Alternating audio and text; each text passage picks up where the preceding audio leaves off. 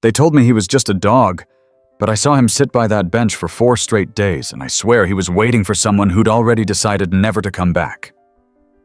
It started on a Tuesday. The sun had just slipped behind a thick line of cotton clouds, the kind that made the air feel heavy and the train whistles sound deeper. I was on my way home from a long shift at the post office, my uniform shirt still sticking to my back from the walk. That's when I saw him. He was sitting right on the corner bench of the Maple Street station, just past the vending machine and under the old iron clock that hadn't ticked in years. A scrappy brown dog with droopy ears and a patch of white on his chest. He wasn't doing anything, just sitting, facing the tracks. At first I thought maybe his owner was inside the station, buying a ticket or grabbing a coffee. But an hour passed, then another. I walked up to him, offered my hand. He looked at me, blinked once, and turned back toward the tracks like I hadn't said a thing. "Hey there, buddy," I said. "You waiting for someone?" He didn't bark, didn't growl. He just looked so still, like he was holding his breath and counting the minutes. I figured someone must have tied him there and gone inside, but there was no leash, no collar, no note. That night, I couldn't stop thinking about him. The next morning, I passed by the station early. Still there, still waiting. He hadn't moved. I stopped by the grocery store and picked up a can of wet dog food and a bottle of water. I brought a bowl from home. When I laid the food out beside him, he flinched at the sound of the can popping open, then sniffed it with caution. He ate, slowly, like he hadn't had a real meal in days, but still didn't want to rush it. Then, once he was done, he turned right back to the tracks. "You know," I told him, sitting on the other end of the bench, "whoever you're waiting for, they might not be coming back." His ears flicked slightly, but he didn't move. That night, it rained. I came by with an old tarp from the garage, one of those thick blue ones we used to cover the firewood. I stretched it over the bench like a tent and left a towel underneath. When I walked away, I turned back once. He was curled up beneath it, head poking out, eyes still trained on the tracks. By the 4th day, I was fully invested. I was waking up early just to check on him, bringing him breakfast, sometimes dinner, if he hadn't wandered off for a bit. But he always returned to the bench. The neighborhood kids started calling him Rusty. I don't know why. Maybe it was the coppery tone in his fur, or the way he looked like an old part of the station, weathered but faithful. Word spread quickly. Folks at the diner down the block talked about the dog that wouldn't leave. Some said he was waiting for a soldier. Others guessed he was dumped by a family on a road trip. One teenager swore he saw an SUV drive off fast the day before Rusty appeared. But nobody really knew. Animal control showed up once. I convinced them to give him a few more days. "He's not a stray," I told them. "He has a purpose. Just look at him." They gave me a week. That weekend, I brought a plastic kiddie pool from my backyard and filled it with cool water beside the bench. Rusty didn't jump in, but he did sip from it. I brushed out some of the burrs tangled in his side. He let me. Still, he didn't follow me home. Not once. Monday morning, I got there earlier than usual. I found him lying on his side, his ribs moving with shallow breaths. I panicked, grabbed my phone and called the vet down the road. Dr. Simmons met me at the clinic. White coat, gray beard, quiet hands. He looked Rusty over. "Dehydrated," he said. "Mild fever. Might be stress. You said he's been sitting out there how long?" "Since Tuesday." Dr. Simmons nodded slowly. "Dogs don't usually do this unless they've been told to wait." He gave Rusty fluids, kept him overnight. I stayed in the waiting room for 2 hours, until the nurse politely asked me to go home. When I came back the next morning, Rusty was sitting up, tail tapping lightly on the floor. "He wants to go back," the nurse said, a little surprised. And he did. Right back to the station. People started bringing things. A rug from the lady who runs the bookstore. A dog sweater someone knit by hand. Even the barista from Joe's Coffee dropped off a couple of tennis balls.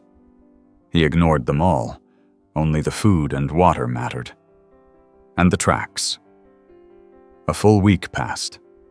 Then, another. By now, the local paper had picked up the story. A tiny article with the headline, "Dog waits at station every day for owner who never came back." Then, something unexpected happened.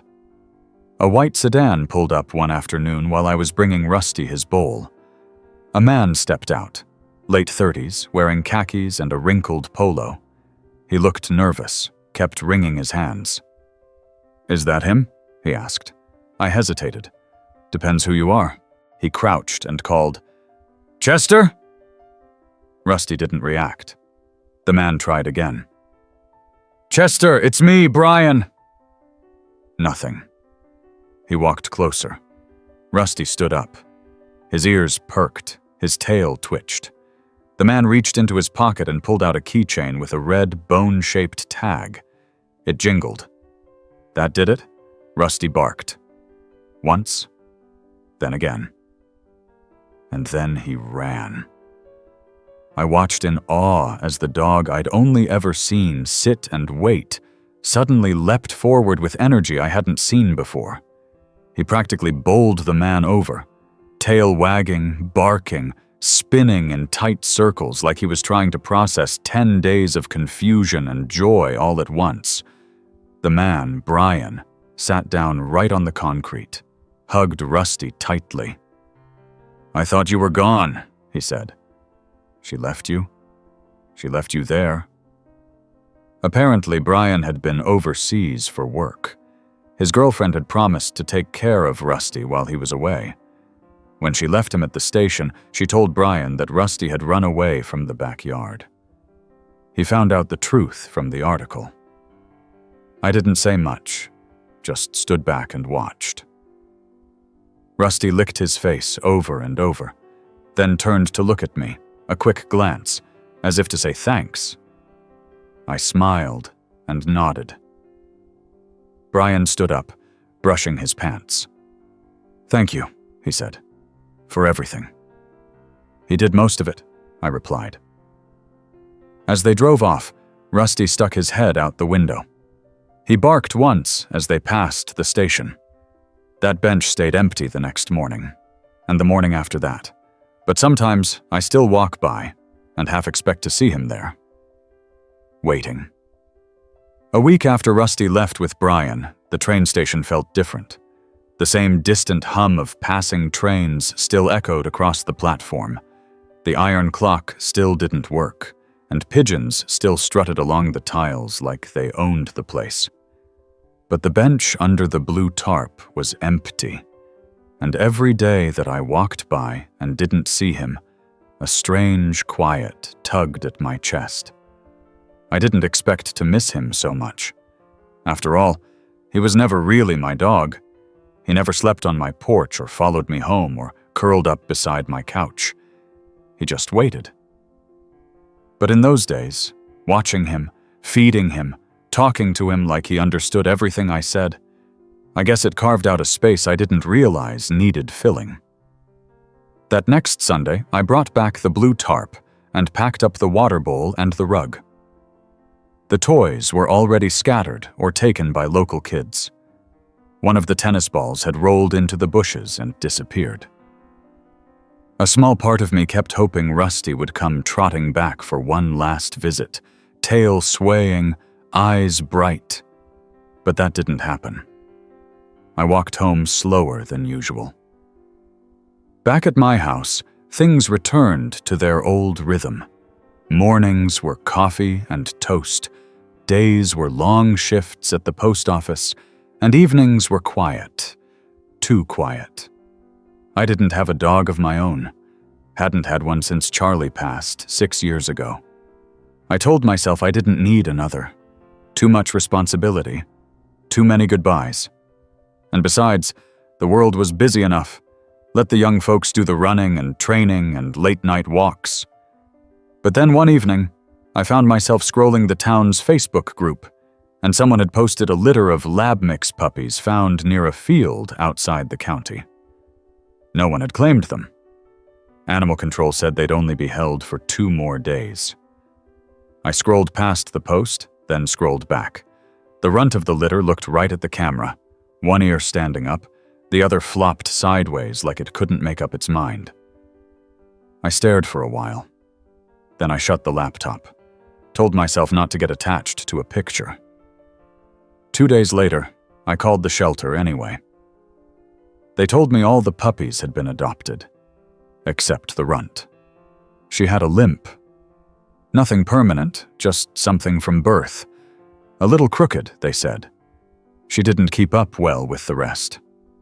I went down after work. The shelter was small, just off the main highway and sandwiched between a gas station and an old repair shop. The receptionist had a soft voice and a calming way of speaking, like she'd been around barking dogs and nervous people her whole life. When they brought out the pup, she stumbled slightly on her front right paw, but bounded forward with excitement anyway. Her fur was caramel-colored, with a splash of white on her nose and tiny freckles on her paws. She licked my hand, then sat down and tilted her head. I didn't need more time. I signed the papers, bought a crate, bought a leash, bought toys and a collar and treats I didn't know the name of. By the time we got home, I realized I hadn't even picked a name yet.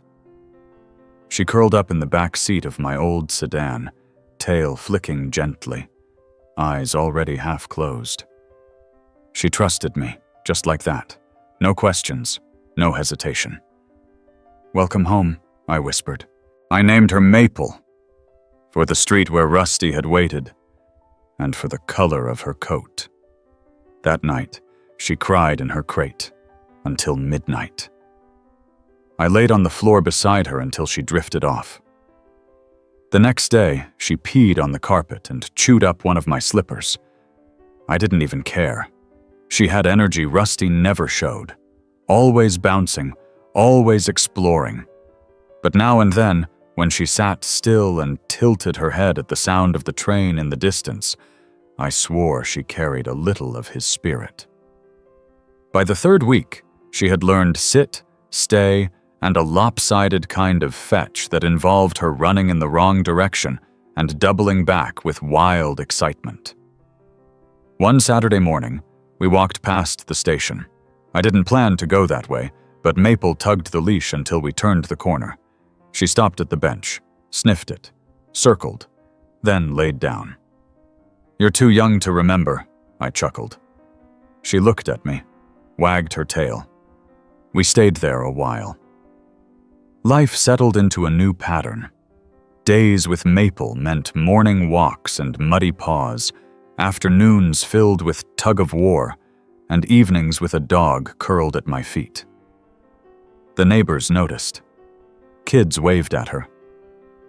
The woman at the bookstore asked if I'd bring her by sometime, but then around the 2nd month, something strange happened. A man named Carl from the diner down the street approached me on my lunch break.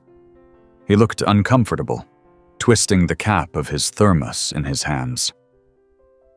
"You remember Rusty?" he asked. "Course I do." "You might want to come by the station."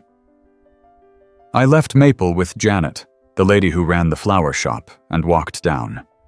The bench was empty, but not far from it, right beside the vending machine, lay another dog, thin, dirty, mismatched eyes, fur matted with mud and burrs. He was asleep, or so it looked. Then he shifted and opened his eyes slowly. Not Rusty, not even close. But the way he lay there, it stirred something. I brought him water. He didn't flinch. just drank. When I reached for him, he stood and limped away a few steps before settling back down. "Looks like someone dropped another one off," Carl said from behind me. That night, I came back with a blanket, then food, then a brush. He didn't want help at first, but after 3 days, he let me get close.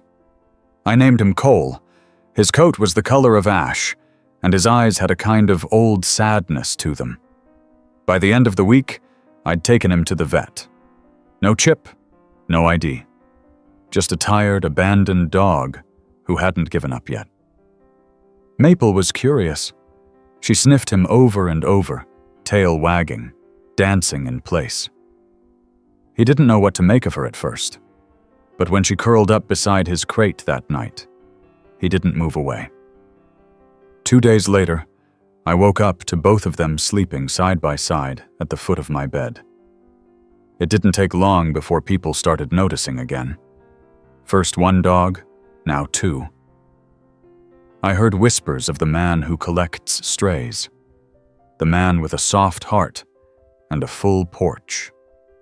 And they weren't wrong. One by one, the stories started reaching me. A golden mix found tied to a fire hydrant downtown. A shepherd mix left behind after an eviction. A beagle wandering the school parking lot. I didn't seek them out. But the moment someone brought one to my attention, I couldn't look away. 4 months after Rusty, my home had 4 dogs: Maple, Cole, Daisy, and Tucker. I built a small fenced area in the backyard. I rotated beds. I learned more about dog food than I ever thought possible. Some nights I lay in bed wondering what changed. What made me, a man who hadn't wanted a single pet since Charlie, turn into a caretaker for forgotten dogs? And the answer always came back to Rusty. Not because he stayed, but because he left. Because he reminded me what waiting looked like, what loyalty could mean, what it felt like to be seen. One quiet morning in early spring, I heard a knock at the door. I opened it to find Brian standing on my porch.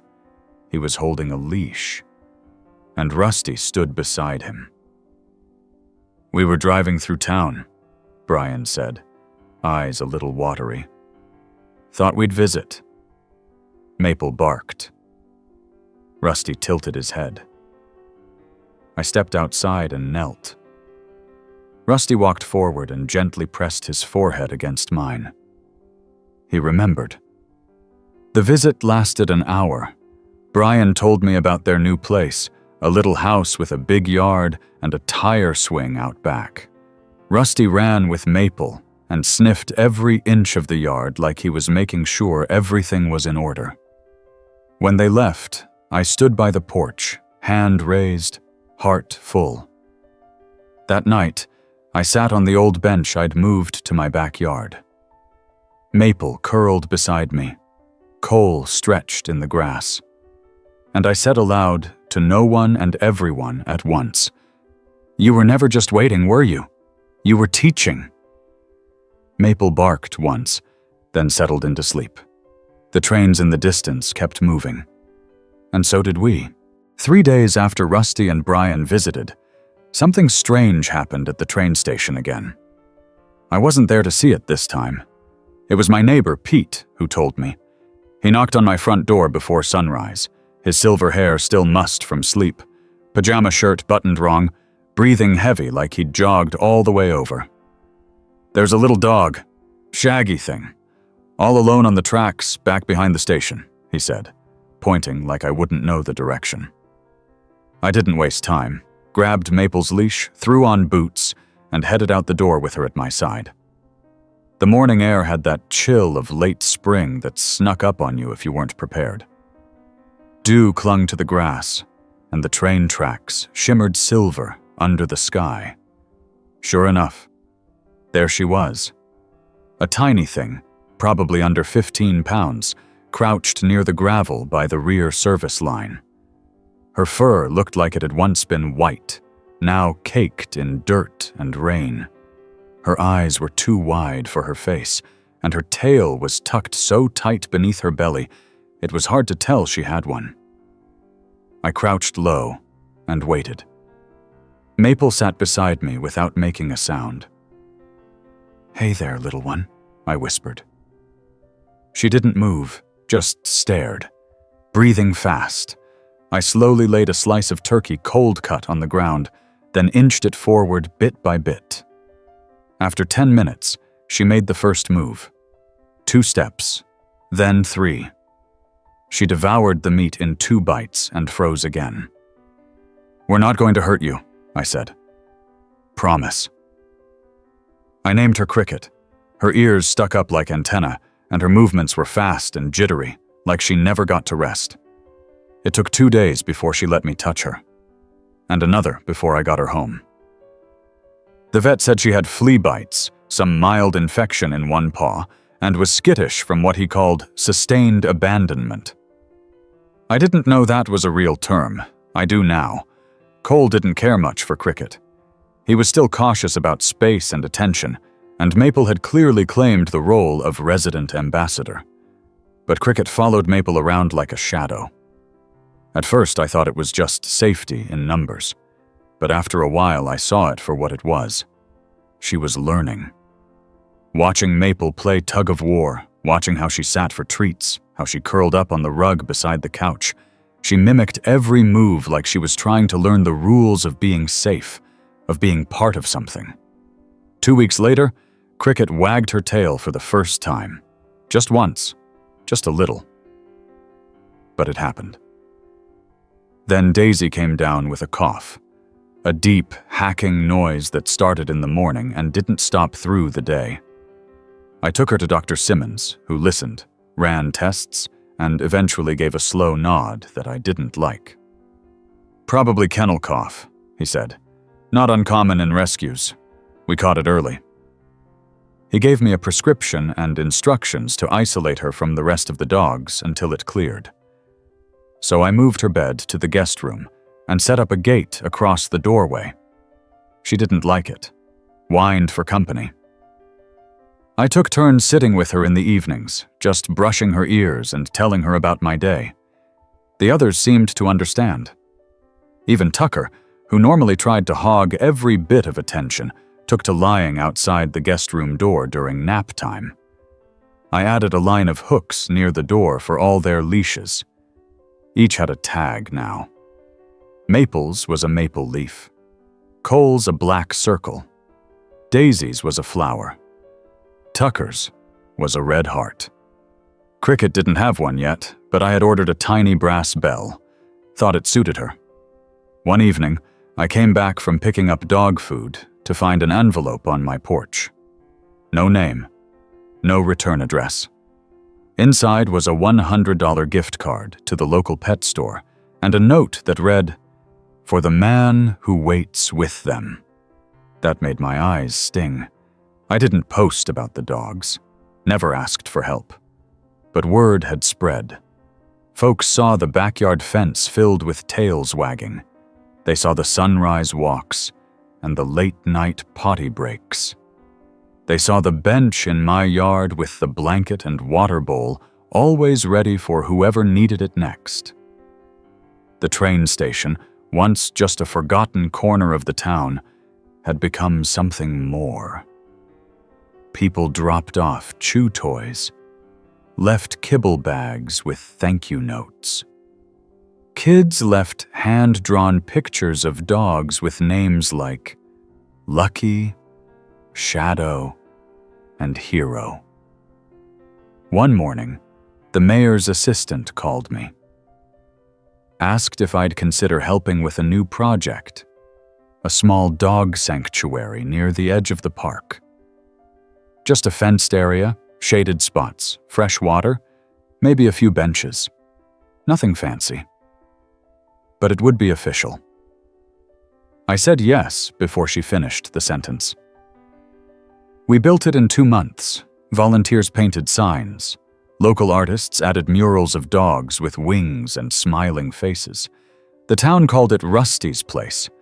The first dog to step inside was Maple. She did a little zoomy lap, then flopped into the grass and rolled like she'd been waiting for it all her life. Cricket barked. It was tiny and squeaky, but it made the whole crowd laugh. Later that week, a boy named Eli came by the sanctuary with his parents. He was maybe 7, red hair, freckles, nervous eyes. He sat on the bench beside Cricket and offered her a toy duck. She sniffed it, then laid her paw on his knee. "She picked me," he whispered. Cricket left with them the next day. Her little brass bell jingled all the way to their car. I cried that night, not because she was gone, but because she had moved on. She wasn't scared anymore. She wasn't waiting. Maple and Cole curled up beside me as I stared out the window. The wind blew gently, and in the distance I could hear the low whistle of a train passing. Another week, another dog. Her name was Beans, a squat bulldog with a wheeze like a lawnmower and an underbite that made her look like she was constantly judging you. She had been left outside a grocery store in a laundry basket. She fit in like she'd always been part of the pack. There was something strange about all of it. I never went looking for them. They just came. Or someone told me, or they appeared at the station. It was like that bench had become a magnet, like dogs knew this place had changed. I wasn't a saint. I still lost my patience some mornings, still forgot where I left the treats, still had days when I thought, this is too much. I can't keep doing this. But then I'd see Tucker teach Beans how to paw at the pantry door when she wanted attention, or watch Daisy slowly spin in circles before laying down on the rug she claimed as hers, or see Maple sniff a newcomer, give one approving bark, and lead them straight to the toy bin. I never imagined this would be my life. Back in the day, I thought I'd retire and travel, maybe buy a fishing cabin in the hills, spend quiet evenings with a good book and a glass of something strong. But now my quiet was full of squeaky toys and jingling tags. My evenings were muddy paws and brushing out matted fur, and I wouldn't trade it for anything. There's still an old picture of Rusty on my mantel. I took it the morning before he left. He's sitting upright, head turned slightly, eyes on the tracks. The sun hit just right and made his fur glow gold around the edges. Underneath, in small writing, it says, "Some waits are worth it." And every time I pass the station now, I glance at that bench. Just in case. You never know who might be waiting. It was late July when I got the call from Dr. Simmons. I was halfway through sweeping up the porch after Tucker had proudly shredded an entire cushion outside. Bits of fluff floated in the breeze like strange summer snow. Maple was watching from the steps with what I swear looked like a smirk, and Beans had already claimed the biggest pile of fluff as her personal nest. The phone buzzed in my pocket, and I recognized the vet clinic's number immediately. "Hey, Doc," I said, cradling the phone between my cheek and shoulder. "Got something here I think you should see," he said. He didn't give me more than that, just said he had a situation, and if anyone could help, it was probably me. That's how Max came into our lives. At the clinic, I found a large dog, somewhere between a Great Pyrenees and an Irish wolfhound, curled up in the corner of a kennel with his back to the door. His fur was matted, his skin raw in spots, and one of his eyes was clouded over.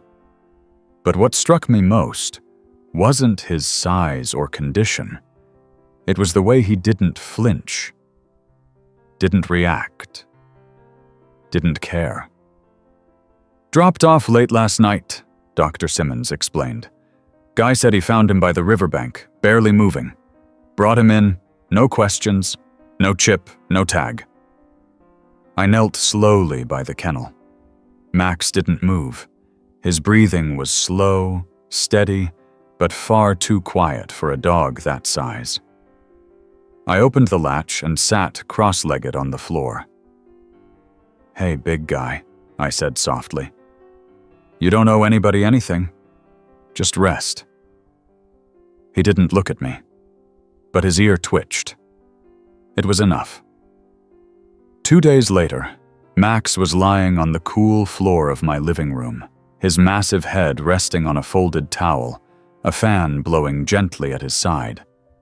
Maple was wary at first. He was more than twice her size, but she adjusted quickly.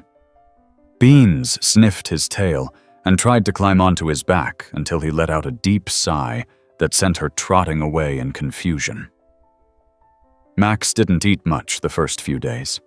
He barely moved.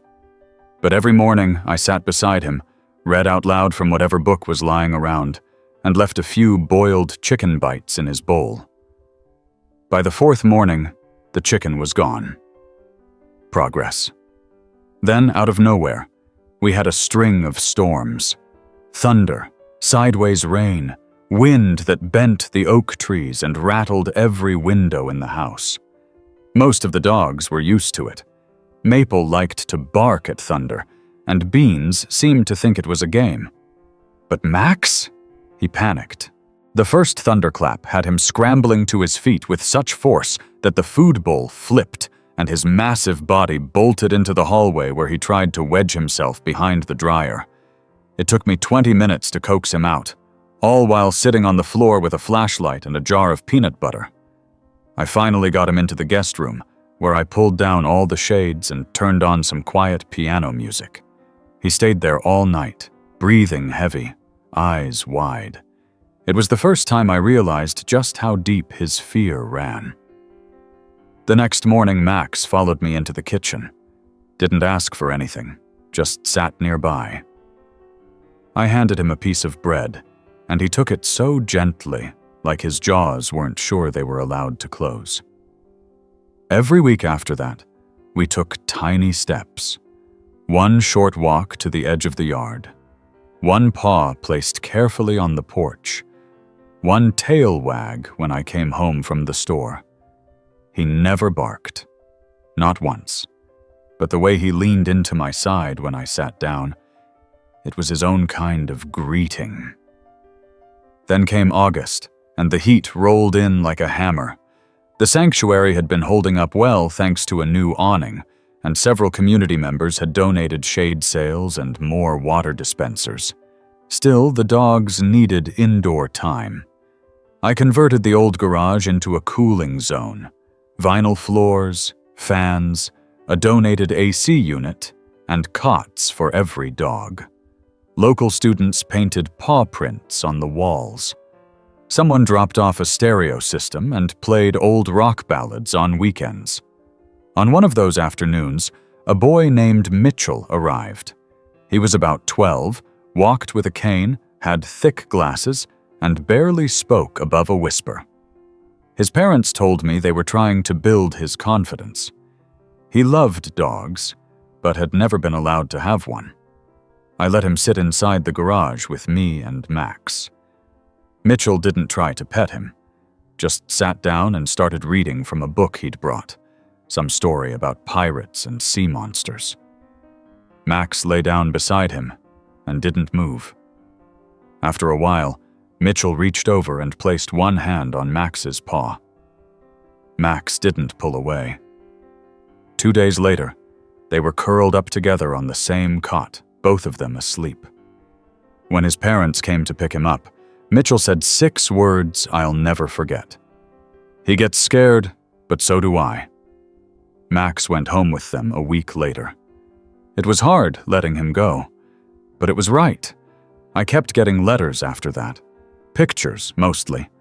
Dogs who had come through the station, now curled up on porches, chewing bones in sunny yards, wearing Halloween costumes. Cricket in a pink sweater beside Eli. Beans on a beach trip, sand on her tongue. Daisy in a holiday card, sitting between 2 smiling teenagers. Each picture sat on a corkboard by my back door, next to the leashes. And still, new dogs came. One morning, I found a pair of bonded mutts tied to the bench. Someone had left a bag of food, a handwritten note, and a collar labeled Blue and Dot. The note just said, "Please give them what I couldn't." I didn't ask questions. Blue was quiet. Dot was anxious. They stayed together like magnets, always curled up in the same bed, always touching. I stopped trying to explain how the dogs found me. It wasn't magic. It was something else, a ripple that started with Rusty and hadn't stopped. People knew this place mattered now, that the bench meant something, that waiting wasn't hopeless, it was patient, brave, loyal. That September, we held a community picnic at the sanctuary.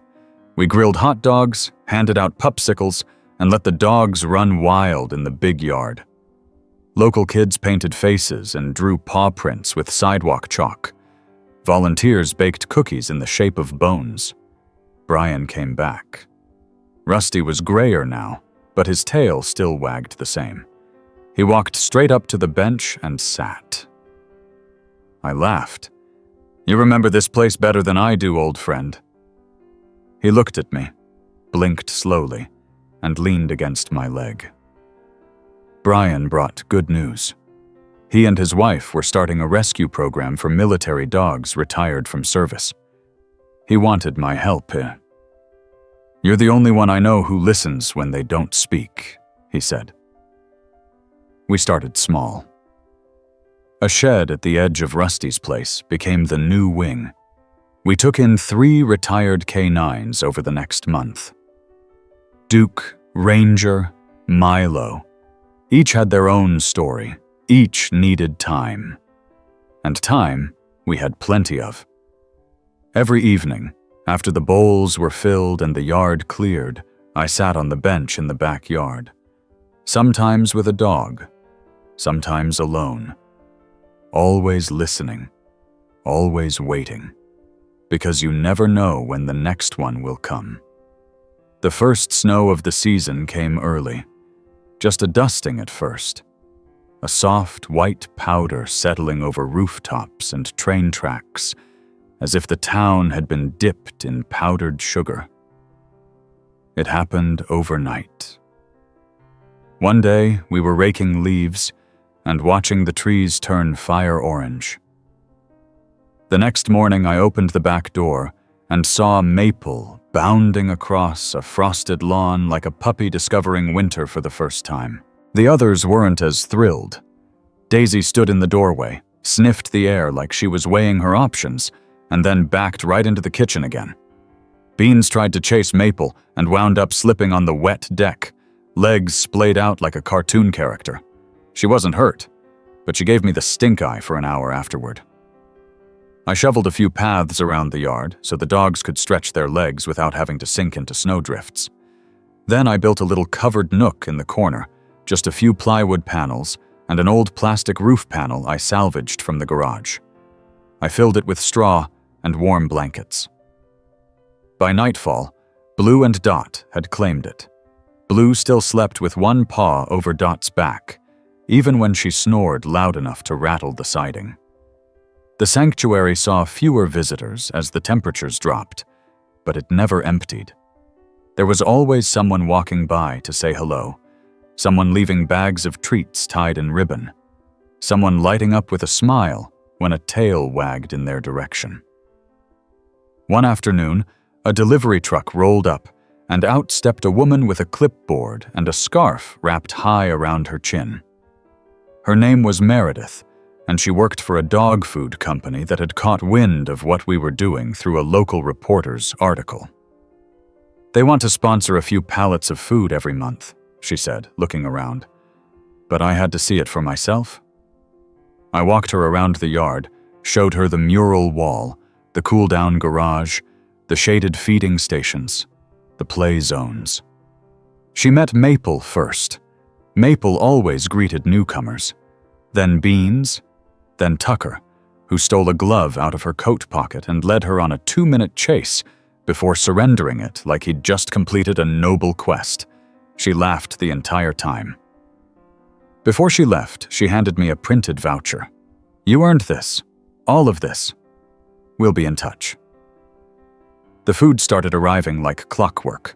Fresh bags, sealed cans, even some specialized treats for sensitive stomachs. I stored them in the back shed and built extra shelves. That winter, we saved 8 more dogs. One was Scout, a wiry terrier with a bark that could crack glass. Someone found him outside the elementary school, digging through a trash can for leftover lunch. His ribs showed, but his spirit didn't. He barked at everything. Snowflakes, tree branches, his own reflection in the water bowl. Another was Shadow, a silent black lab who walked with a limp and had one torn ear. He arrived with a note tucked into his collar that simply said, "Couldn't keep him safe. Please love him." It took him 3 weeks to make eye contact. When he finally did, it was with Mitchell, the boy who had bonded with Max. Mitchell had come back to volunteer twice a week, and he took to Shadow the same way he had with Max. Quiet, patient, consistent.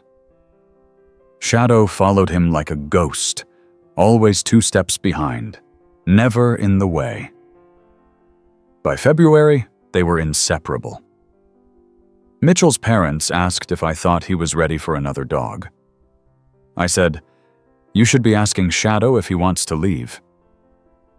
They adopted him the next weekend. I added their photo to the wall by the door. Mitchell holding Shadow's leash, a crooked smile on his face, and Shadow looking straight into the camera for the first time. People had started calling me the dog guy.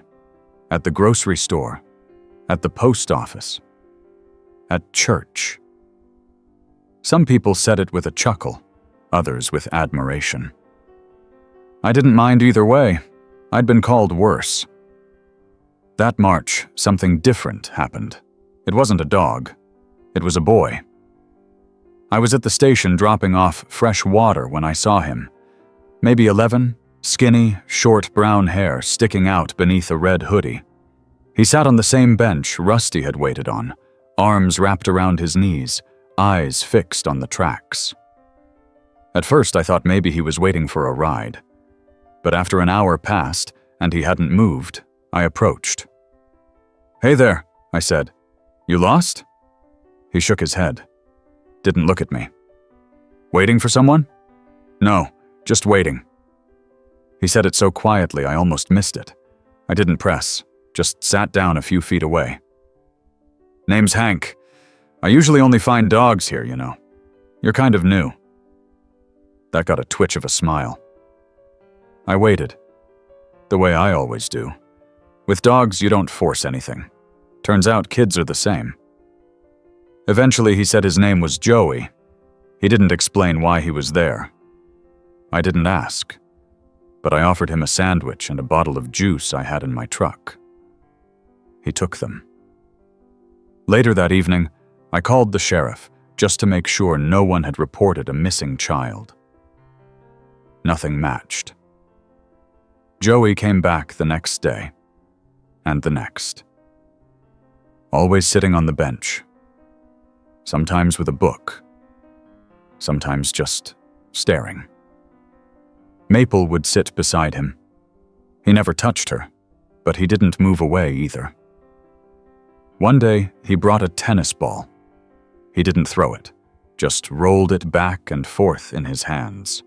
Maple watched closely. Tucker stole it when he wasn't looking, then returned it like it was a game. Joey laughed. After that, he started helping me carry food bags, sweep the paths. He cleaned the water bowls without being asked. I asked him where he went at night. "Don't worry," he said. "I'm okay." One snowy night, I drove past the station just to check. Joey was sleeping under the bench, wrapped in a worn sleeping bag. I parked and got out. "Joey, come on. You can't sleep out here." "I don't have anywhere else." He said it without fear, just matter of fact. I opened the passenger door. "You do now." He stayed in the guest room, ate 3 full meals the next day, fell asleep on the couch with Maple snoring at his feet. Eventually, I learned his story. Parents separated. Mom gone. Dad angry. Couch surfing until the friend's parents stopped allowing it. He was tired. Not bitter, just tired. I called the sheriff again, explained everything, told him Joey was safe, well-fed, helping at the sanctuary. "Let us know if he wants placement," he said. "Until then, sounds like you're the best place he could be." I wasn't trying to become a foster parent, but I didn't want Joey back on that bench. We fell into a rhythm: morning chores, feeding rotations, walks around the neighborhood. Joey was quiet, but he had a sharp eye. Noticed which dogs were limping, who was drinking less, who hadn't barked in a while. He kept notes in a spiral notebook. He'd sit on the porch with beans in his lap and just hum. Always the same tune, something soft and slow. I asked him one day what it was. "It's what I used to hum when my brother was scared. I guess I still do it." He never talked much about his brother, just that he was younger, that they were separated. I didn't push. I just listened. That spring, Joey started painting. It began with the mural wall. A paw print, then a bone, then a sprawling sunset scene with silhouettes of dogs across a hill. People noticed. One neighbor dropped off a set of acrylic paints. Another gave him a proper easel. He took to it like he'd been waiting for the chance. The sanctuary got brighter. So did Joey. But I knew it couldn't last the way it was. He needed school, a permanent home, a family. I asked him one evening, as we watched the dogs run in the fading light, "Would you ever want to stay here? Officially, I mean. Paperwork and all." He didn't answer right away. Then he said, "You don't have to wait for someone to come back if you never let them leave." I didn't understand what he meant at first, but it settled in my chest like an anchor. Sometimes waiting isn't about holding on to someone else. It's about deciding not to let go of yourself. Joey stayed, and the dogs kept coming. Joey started waking up before me. I'd come down the stairs at 6:30, still rubbing the sleep from my eyes, and find him already out back, bundled in his oversized coat, feeding the dogs with a routine that rivaled my own. He had it all figured out. Which bowl belonged to who, which dog preferred kibble soaked in broth, who liked their water cold, who hated having their paws touched in the morning. "Scout gets grumpy if you talk before he eats," he told me one morning without looking up. "Like you on Sundays." He was right. I laughed and handed him a clean scoop. It was late spring again, the time of year when the sun took its time rising, and the air carried that gentle kind of warmth that made you breathe a little easier. The frost was gone, the yard was dry, and the sanctuary was waking up with new life. We had 23 dogs that month, 23. It sounded like too much. But with Joey's help, with the community's growing support, and with the structure we'd built over the past year, it was doable. It was more than doable. It was alive. The backyard had turned into its own small universe, a web of trails and fences, gates and corners, shaded patches and dug-up flower beds that I stopped trying to fix. The porch railing had chew marks, the grass was mostly mud, and one of the screen doors didn't quite latch anymore. But it felt like home. One Thursday, Joey came running into the house with paint on his hands. "You have to see this," he said, grabbing my arm. He pulled me out back, past the swing gate, and around the side wall of the sanctuary garage. On the far end, where a patch of gray siding had always looked dull, Joey had painted a mural overnight. It was a long stretch of dogs walking toward the horizon. Each one distinct, different sizes, shapes, postures. Some had their ears perked. Some had their heads turned toward the viewer. Some looked like they were mid-step, but all of them were walking in the same direction. "Rusty's Walk," Joey said. "I think that's what it feels like here. Like all of them are headed toward something better." My throat tightened. I put a hand on his shoulder. "You nailed it." The mural became a town favorite. People took photos with it, left flowers under it. Someone even framed a snapshot and gifted it to the coffee shop downtown. And Joey kept painting. Then came the summer heat. It hit hard in July, melting asphalt and drying up the creek bed behind the neighborhood. The dogs didn't like it. Maple started digging holes under the picnic tables to find cooler dirt. Beans refused to go outside between noon and 4. We had to adjust. More indoor time. More frozen treats. We bought extra fans, rearranged the garage into 2 shifts, and created a sprinkler zone in the yard using a hose and a rotating spray nozzle. You've never seen joy until you've seen Tucker run through a sprinkler with a rubber chicken in his mouth, yipping like a maniac. That month we found a new arrival at the bench. This one was different. She was old, very old. A golden retriever with white all through her muzzle and a sway to her gait like her hips didn't quite listen anymore. No collar, no tag, but she had the look of a dog that had once been loved for a long, long time. She didn't flinch when we approached, just looked at us with deep brown eyes, then lay down on the warm concrete with a sigh. "She's not lost," Joey said. "She's letting go." We named her Rose. I lifted her into the truck gently, cradling her like glass, and we brought her home.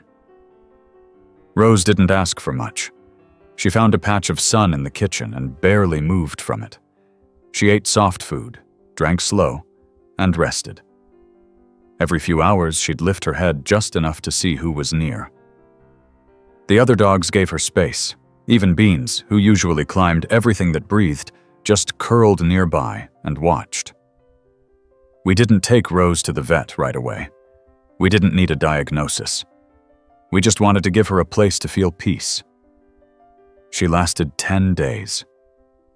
On the 10th morning, I found her still curled in the sun, but she wasn't breathing.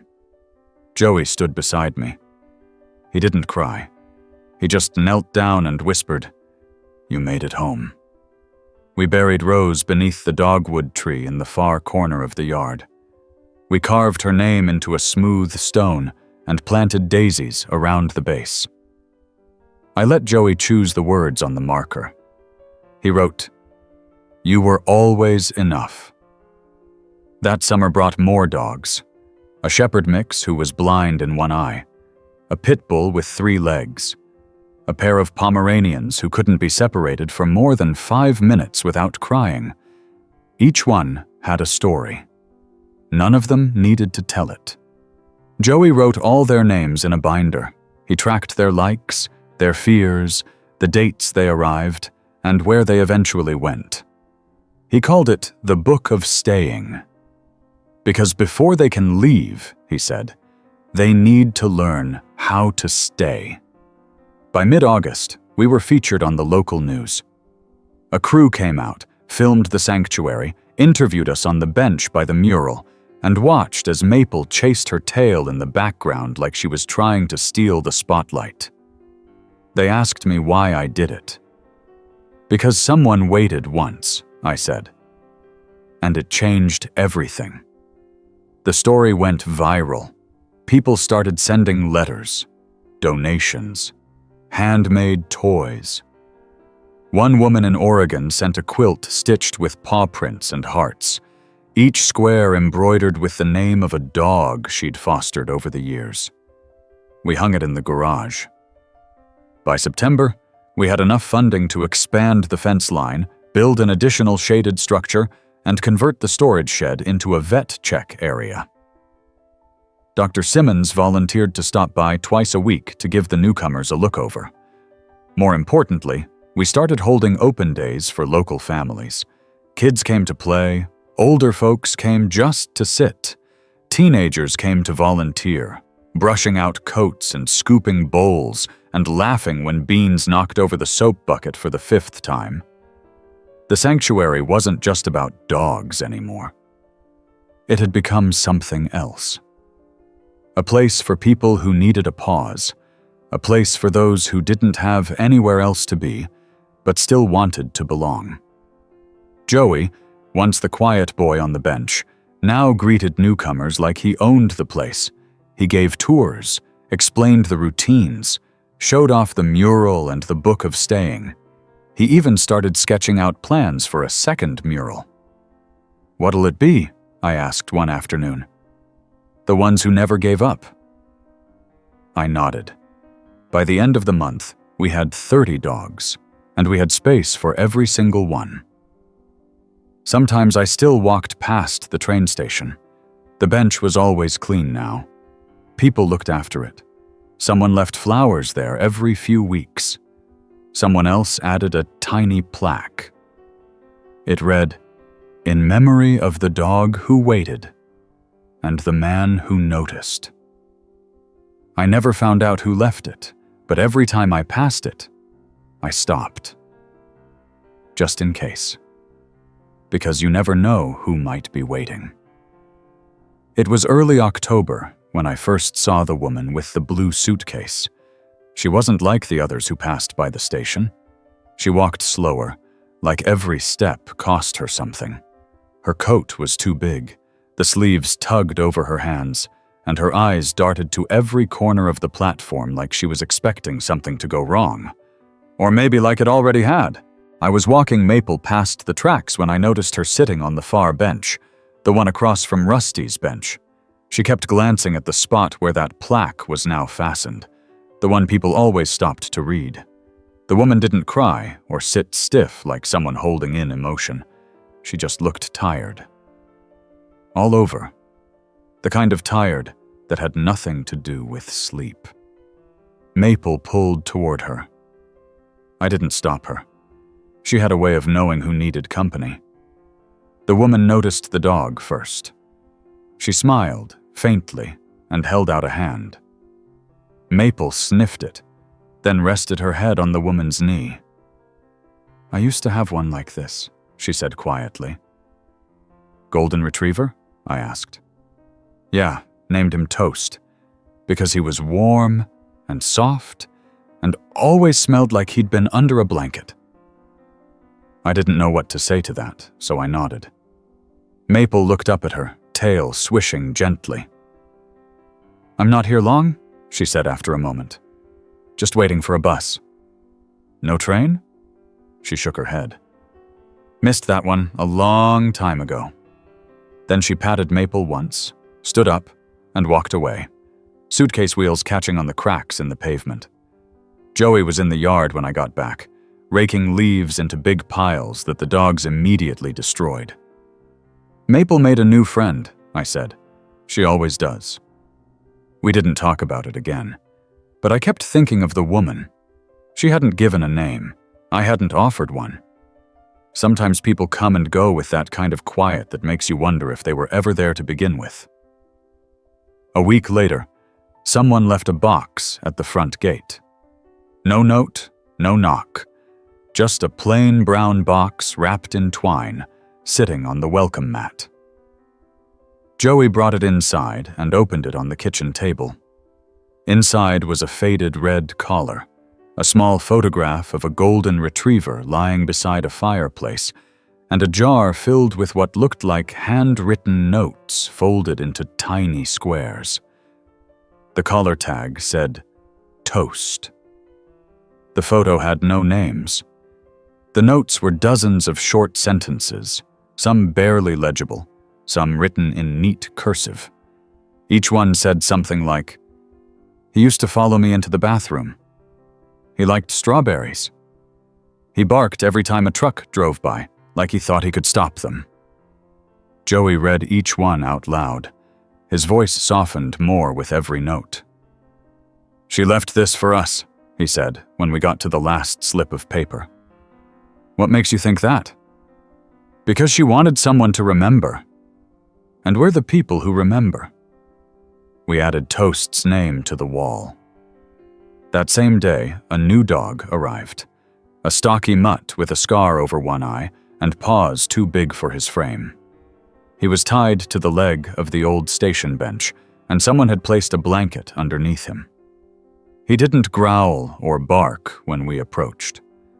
Just looked at us with an expression that said, "I didn't ask for any of this." Joey named him Brick. He was slow to warm up. Wouldn't play. Didn't eat when anyone was watching. But he followed Joey around like a reluctant shadow. He'd sit outside the shed when Joey was painting, his massive head tilted like he was judging the color choices.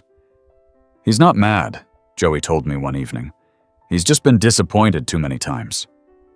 It took a month, but one morning I woke to find Brick sleeping in Joey's bed, sprawled sideways with his snout pressed into the pillow. Joey didn't say a word about it, just looked at me with a smirk and went to brush his teeth. Autumn rolled in with its quiet golds and soft breezes. We carved pumpkins with paw print stencils. We hosted a Halloween adoption day where the dogs wore costumes. Maple was a hot dog. Beans, of course, wore a cape and barked at her reflection for a solid 20 minutes. Even Brick allowed a tiny wizard hat on his head, though he refused to move while wearing it, as if any motion might encourage the universe to put more accessories on him. The turnout was huge. Families walked through with cider in hand. Kids sat on hay bales while Joey explained what each dog liked or disliked. 3 adoptions happened that day. A beagle named Crumb went home with a baker who promised him taste tests. A quiet spaniel named Olive found a retired schoolteacher with a backyard full of squirrels, and a scruffy mutt named Fig was picked by a little girl in overalls who sat down and asked, "Can I tell you secrets if I pick you?" Fig wagged his tail. That was all she needed. Joey added their names to the wall that evening, carefully writing in new colors he'd saved for special adoptions.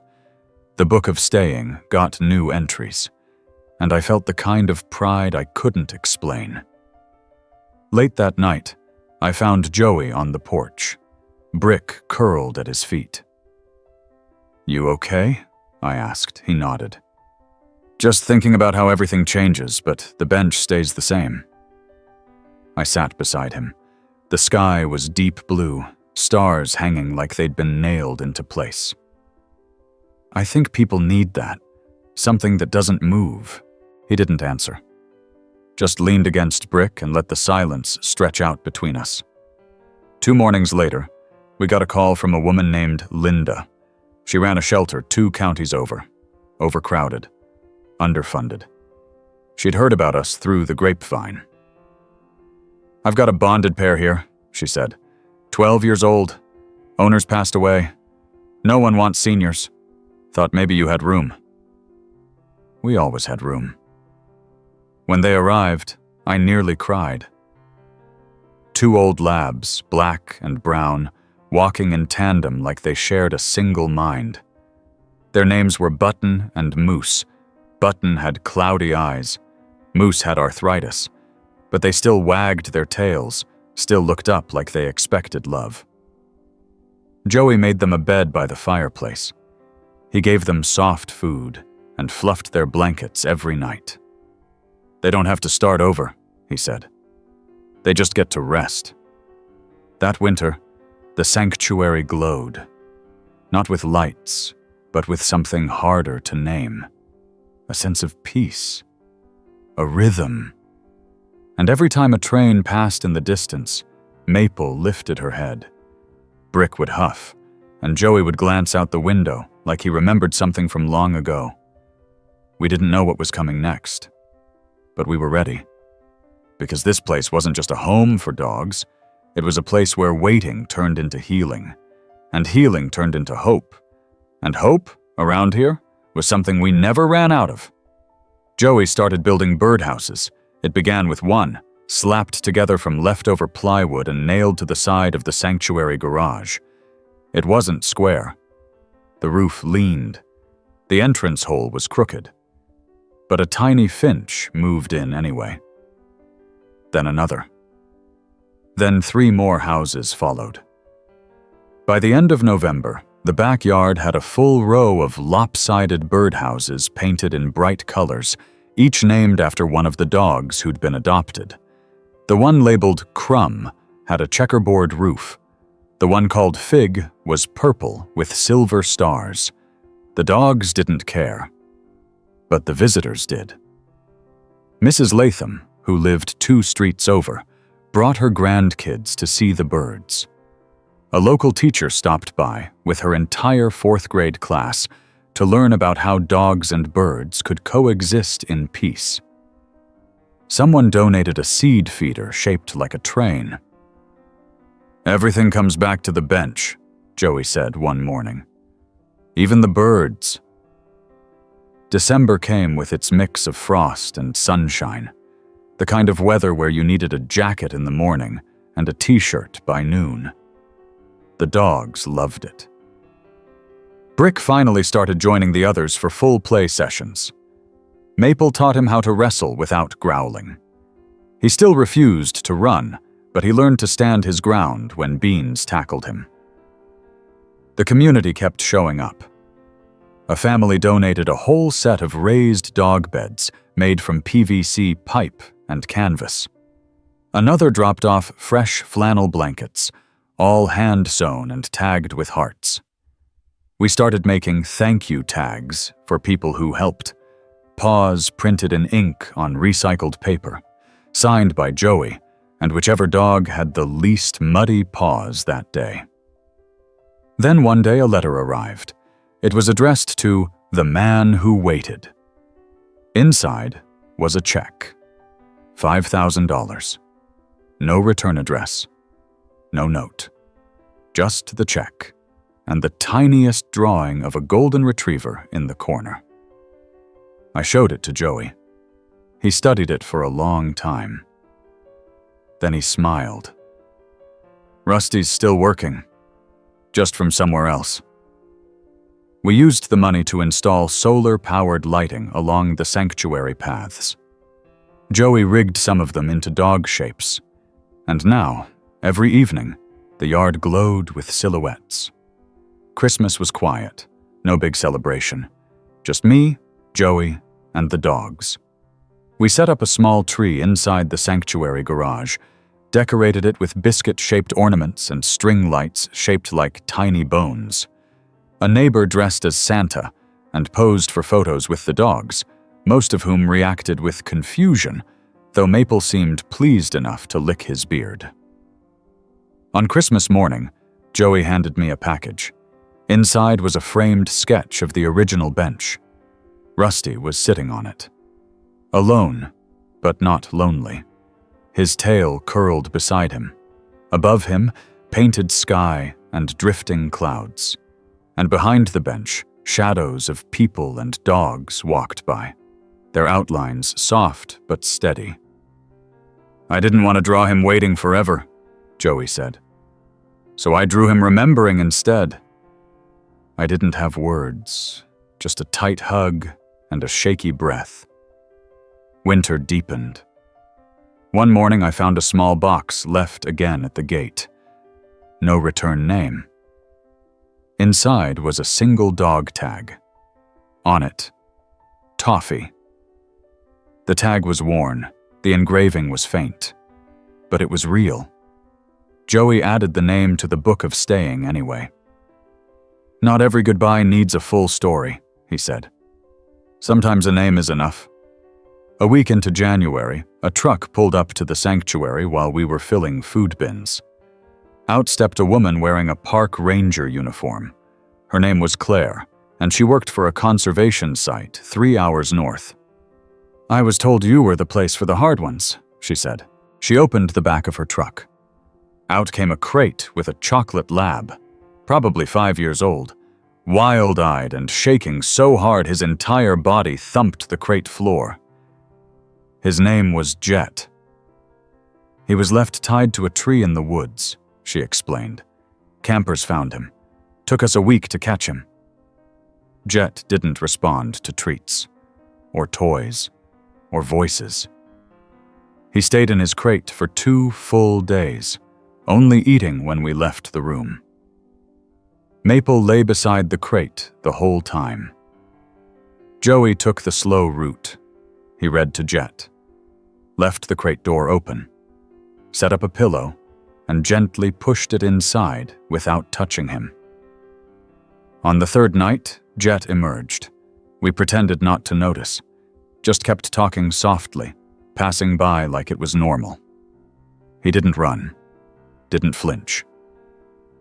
By the end of the week, he was letting Joey brush his back, quietly, patiently. "Dogs like Jet," Joey told me one afternoon. "They don't want to forget. They want to believe it didn't matter. But the truth is, it did. They just need someone to say it's okay anyway." I nodded. I didn't know how else to respond. That night, Jet lay down on the old bench. No one had done that in months. Joey looked at me and whispered, "He's remembering too." We started calling it that, when a dog took to the bench, remembering, not waiting, not grieving, just remembering. And somehow that felt lighter. Jet stayed with us for a long time, longer than most. He didn't bark, didn't play, but he became the quiet center of everything. Dogs calmed near him. People lingered beside him. He had the stillness of an old tree. One afternoon, a woman named Hannah came to visit the sanctuary. She'd lost her dog months ago, wasn't ready for another, but someone had nudged her to stop by. She met Maple and Beans and even Brick. But it was Jet she sat beside. He didn't move, just looked at her. And after a while, she cried. Not loud, not messy, just let it fall. Jet pressed his head into her knee. They left together 3 days later. We added his name to the wall, and I swear the place felt a little quieter for a week after that. By February, Joey had started hosting Remembering Hours. No dogs adopted, no applications, just time. People came to sit, to read, to talk, or not talk. We made tea, put out cushions.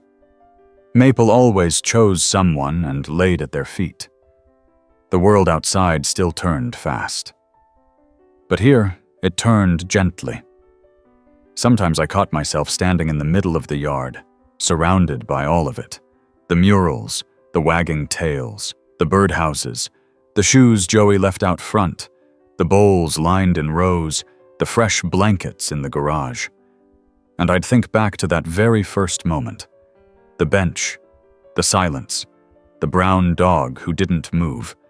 And I'd think, maybe he knew. Maybe Rusty wasn't waiting for someone who had left. Maybe he was waiting for this. Not the place, not even me, just the chance to begin something. And all I had to do was notice. It started with a low whistle in the distance, the kind that used to signal nothing more than another train on time. But that morning, it pulled me out of sleep with a kind of gentle urgency, like something was tapping on the edge of a dream and asking me to come outside. I sat up, rubbed my eyes, and glanced toward the backyard. The porch light on its automatic timer flickered and went out. I found Joey already up, standing at the kitchen window with a mug of tea. He didn't say anything when I came in. He just looked out past the glass, out toward the old bench. Brick was there, lying on the ground beside it. Maple sat upright on the seat. And something about the way she held herself made me stop and look closer. She was facing the tracks. There hadn't been a dog waiting in that posture for a long time.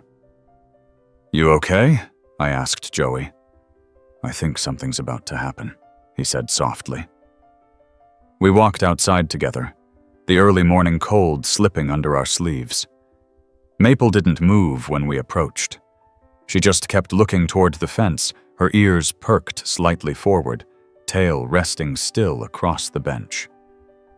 Then, out of the fog that rolled low across the neighborhood, came a shape. Not a person, not a dog. It was a cart. A red wagon, the kind a kid might pull behind him on a summer afternoon. But this one was old, scuffed wheels, wooden slats darkened with age, and pulling it slowly, methodically, was a man I'd never seen before. His beard was thick, gray, and he wore a faded navy coat too light for the weather. Inside the wagon lay a bundle of blankets. Nestled within them was a dog, small, shivering, ears flattened, eyes wide, not scared, just holding on. The man stopped at the gate, didn't call out, just waited. I opened it. He nodded once, then carefully lifted the bundle into his arms. The dog didn't make a sound. His limbs were thin, but his body was curled with a kind of dignity, as if he knew he had one last place to reach. "Name's Harper," the man said, his voice rough with sleep or sorrow. "He's got days, maybe. He was my late wife's. She passed last month. I've done what I can, but he won't eat anymore unless I hum. And my voice, it's not good for much these days." Joey stepped forward and reached for Harper gently. "We have room," he said. The man placed Harper in his arms. "I think he'd like to remember something here." We brought Harper inside, gave him a place by the fireplace, warmed some broth, and placed a pillow beneath his head. Joey knelt beside him, humming a tune that didn't have a name. Just soft notes, breath, and kindness. Harper licked the edge of the bowl once, then again. He ate 3 bites. Outside, the red wagon was gone. That afternoon, Joey brought out the book of staying and added Harper's name. He didn't write anything else yet, just the name. The act alone seemed to comfort him. Maple never left Harper's side that night. Even when I turned off the lights, she stayed curled beside him, keeping him company like she understood the cost of arrival. Over the next 3 days, Harper didn't do much, but he watched everything, eyes bright, taking it all in. He let Joey brush him, let me place a blanket over him each night. He didn't bark, but when the train passed on the 2nd day, he lifted his head. On the 4th morning, we found him still and peaceful, gone. Joey didn't cry. He smiled. He remembered. We buried Harper near Rose, beneath the tree where the sunlight lingered longest. A new stone, a new flower. Maple stood beside the grave, then ran 2 full circles around it and lay down, facing the bench. The sanctuary kept going. A woman donated an entire play tunnel system for the yard. One of the mural artists came back and added vines and birds across the fence. Joey began sketching ideas for a dog park in the empty lot behind the grocery store. Every week, new dogs came. Some stayed a day, some stayed months. But something had shifted. Not in the numbers, not in the routines, in the rhythm of the place. I noticed it first when a teenager from the high school came to volunteer. He arrived with headphones and barely looked anyone in the eye. But by the end of the day, he was sitting cross-legged beside Daisy, letting her chew on the laces of his sneakers. He kept coming back. Then it was a woman who had just retired from nursing. She came to walk the dogs in the afternoon. But she brought peanut butter sandwiches for Joey and started writing poems about each dog she met. Then it was a couple who brought folding chairs every Sunday and just sat under the tree. No dogs with them. They said they'd lost one, weren't ready again, but being near the others helped them heal. The sanctuary had become more than a haven. It was a pulse in the heart of the town, a place where love went when it didn't know what else to do, a quiet engine that turned memory into movement. Joey and I started meeting once a week to talk about what came next. More space, more volunteers, a system for long-term fosters, plans to partner with shelters 3 counties over, maybe even a mobile adoption van. But more than that, we talked about what made this place different. "It's not just the dogs," Joey said one night. "It's what they teach us. How to sit still, how to wait, how to let go, how to start again." I looked over at the old bench. It still stood at the center of everything. Maple was lying on it that evening, her head resting across the wooden slats, her eyes watching the tracks like she could still hear something in the distance. "She's the last one left from the beginning," I said. "She's still here because she knows we still need her," Joey replied. A few weeks later, Joey had his final meeting with the social worker. They'd already asked me if I wanted to make it official. He walked into the kitchen, papers in hand, eyes wide. "I get to stay." I pulled him into a hug. He didn't pull away. "I thought you already knew that," I said. "I did. But now it's written down, and I want to frame it, right next to the Book of Staying." That night, we added his name to the wall. Not as a dog, not as a visitor, as someone who stayed. And the next morning, as the train rumbled past in the distance, I looked out across the sanctuary.